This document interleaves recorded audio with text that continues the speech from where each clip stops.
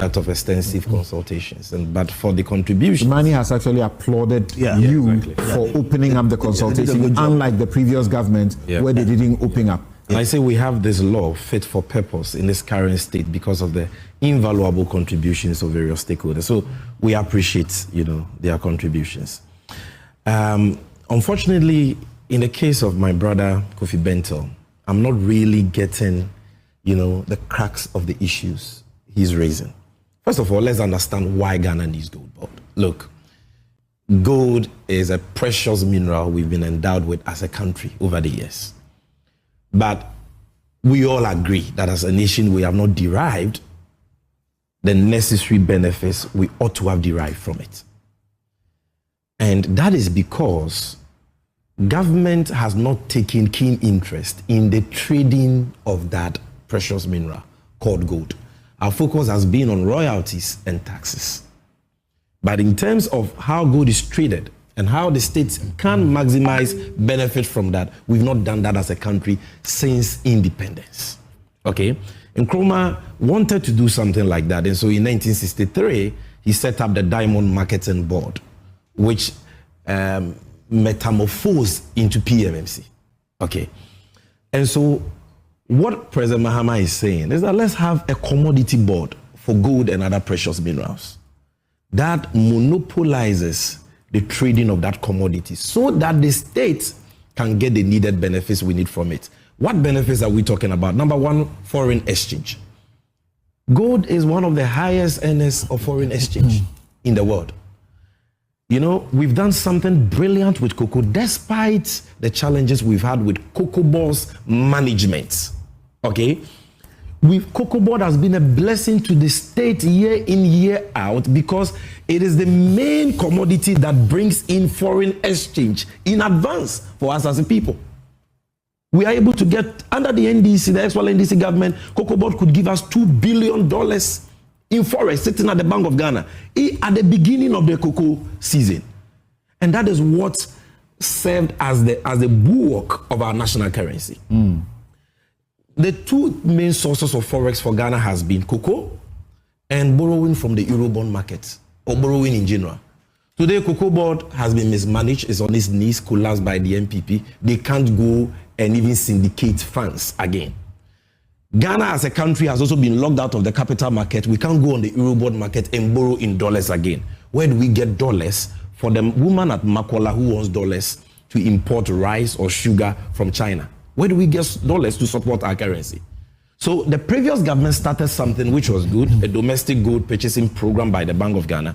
Safe to say that it was shrouded in opacity, and the entities, the main entity which was powering it, the Bank of Ghana, did not have the powers to sanitize the markets. And so they were doing the right thing in a wrong policy environment, which has led to huge losses on the books of Bank of Ghana. Bank of Ghana buys gold, MIF, another state agency, buys gold, PMMC is buying gold, you have many traders, and the market is dominated by foreigners, mainly Indians and Chinese, and they are reaping the benefit of this important resource relative to trading. So Mahama and the NDC says, you know what? Let all these state agencies back out. Let's upgrade PMMC into GOLDBOD. And let this be the sole agency responsible for buying, selling, assaying, and exporting this mineral gold, so that we can track all the forex and bring the forex back. Today, Kofi Bentil may know, before Bank of Ghana intervened in the market, gold was being exported by bullion traders, 70% of whom are foreigners. Which is wrong, yes. And they are required by law to repatriate the dollars, the forex, within 30 days of export. It's only 80%, not 100%. Even that, they don't comply. Agreed. And so when you hear that gold gave Ghana $11.5 billion in 2024, small scale contributing $4.6 billion, you ask yourself, where did the money go to? If government is the one buying and exporting, the dollars will be here. You get the dollars every 3 days, every 4 days, the dollars is here. Now, so that is the whole rationale. We need dollars to stabilize the exchange rate. Government cannot see this important role to Chinese and Indians and private Ghanaians who have proven over the years that they are not interested in repatriating the forest. Agreed. So government says, I'm intervening. I want to do this myself. You will continue to buy, but buy for me and I will do the export. I will even give you the money to buy. And I'm regulating you to make sure that you do not smuggle the gold and we do not lose the needed revenue and dollars. And I even want to move from exporting Dory, unrefined gold, to exporting bullion through value addition.